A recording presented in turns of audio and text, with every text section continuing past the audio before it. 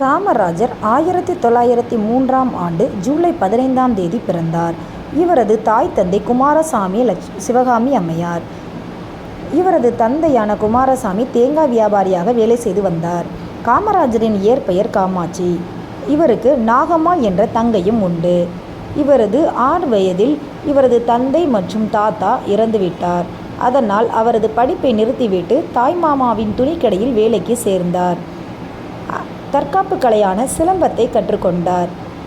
பின்னர் திருவனந்தபுரத்தில் உள்ள மாமாவின் மரக்கடையில் வேலைக்கு சேர்ந்தார். அங்கு வைக்கம் நகரில் மகாதேவர் கோவிலில் அனைத்து ஜாதி மக்களும் நுழைய நடத்தப்பட்ட வைக்கம் சத்தியாகிரகத்தில் பங்கேற்றார். 1921 செப்டம்பர் 21ஆம் தேதி மதுரையில் மகாத்மா காந்தியை சந்தித்தார். 1922ஆம் ஆண்டு ஒத்துழையாமை இயக்கத்தின் ஒரு பகுதியாக வேல்ஸ் இளவரசர் வருகைக்கு எதிர்ப்பு தெரிவிக்க சென்னைக்கு சென்றார். நாக்பூர் கொடி சத்தியாகிரகம், சென்னையில் வால் சத்தியாகிரகத்தில் கலந்து கொண்டார். 1930 காந்தியின் உப்பு சத்தியாகிரகத்திற்கு ஆதரவாக வேதாரண்யம் கடற்கரையில் ராஜகோபாலாச்சாரி தலைமையில் நடைபெற்ற போராட்டத்தில் கலந்து கொண்டு முதன்முறையாக அலிப்பூர் சிறையில் அடைக்கப்பட்டார். காமராஜரின் அரசியல் குரு சத்தியமூர்த்தி ஆவார். 1932இல் தேச துரோகம் மற்றும் வன்முறையை தூண்டிய குற்றச்சாட்டின் பேரில் கைது செய்யப்பட்டு திருச்சிராப்பள்ளி சிறையில் கடுங்காவல் தண்டனை அளிக்கப்பட்டது. பின்னர் வெள்ளூர் சிறைக்கு மாற்றப்பட்டார். வங்காள ஆளுநர் ஜான் ஆண்டர்சனை கொலை செய்ய சதி செய்ததாக காமராஜர் மீது குற்றம் சாட்டப்பட்டு அவரை கைது செய்தனர். பின்னர் 1934ஆம் ஆண்டு ஆதாரம் ஏதும் இல்லாததால் விடுவிக்கப்பட்டார். 1933இல் விருதுநகர் தபால் நிலையம் மற்றும் காவல் நிலையம் குண்டுவெடிப்பில் ஈடுபட்டதாக காமராஜர் மீண்டும் கைது செய்யப்பட்டார். 1936 சென்னை மாகாண காங்கிரஸ் குழுவில் பொது செயலாளராக நியமிக்கப்பட்டார். 1937 சென்னை மாகாண சட்டப்பேரவை தேர்தலில் சட்டமன்ற உறுப்பினராக தேர்ந்தெடுக்கப்பட்டார். 1940இல் காமராஜர் சென்னை மாகாண காங்கிரஸ் தலைவராக நியமிக்கப்பட்டார். 1940 போர்க்கைதிக்கு நன்கொடை அளிப்பதை எதிர்த்து போராடியதற்காக இந்திய பாதுகாப்பு விதிகளின் கீழ் கைது செய்யப்பட்டு வெள்ளூர் சிறைக்கு அனுப்பப்பட்டார். 1941 விருதுநகர் நகராட்சி தலைவராக தேர்ந்தெடுக்கப்பட்டார். 6 முறை கைது செய்யப்பட்டு 3000 நாட்களுக்கு மேல் சிறைவாசத்தை அனுபவித்தார். 1947 ஆகஸ்ட் 15ஆம் தேதி காமராஜர் இந்திய தேசிய கொடியினை சென்னையில் உள்ள சத்தியமூர்த்தியின் வீட்டில் ஏற்றினார். 1954 ஏப்ரல் 13இல் சென்னை மாநிலத்தில் முதலமைச்சராக பொறுப்பேற்றார். அவர் பொறுப்பேற்ற பின்னர் பல சாதனைகளை செய்தார். இலவசமாக கல்வி வழங்கப்பட்டது.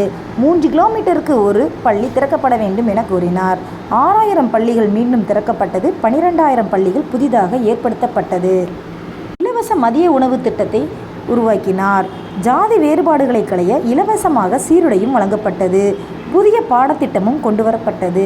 1959இல் இந்திய தொழில்நுட்பக் கழகம் சென்னை உட்பட பல புதிய உயர்கல்வி நிறுவனங்களில் நிறுவப்பட்டது.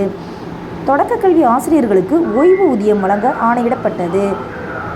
ரயில் பெட்டி இணைப்பு தொழிற்சாலை, ஆவடி கனரக வாகன தொழிற்சாலை, நெய்வேலி பழுப்பு நிலக்கரி நிறுவனம், திருச்சி பாரத மிகுமின் நிறுவனம், மணலி சுத்திகரிப்பு நிலையம், நீலகிரி புகைப்படச் சுருள் தொழிற்சாலை உள்ளிட்ட பொதுத்துறை நிறுவனங்கள் பல நிறுவப்பட்டன.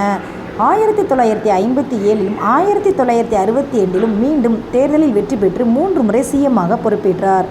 அக்டோபர் 2, 1963இல் காந்தி ஜெயந்தி அன்று முதல்வர் பதவியை துறந்தார்.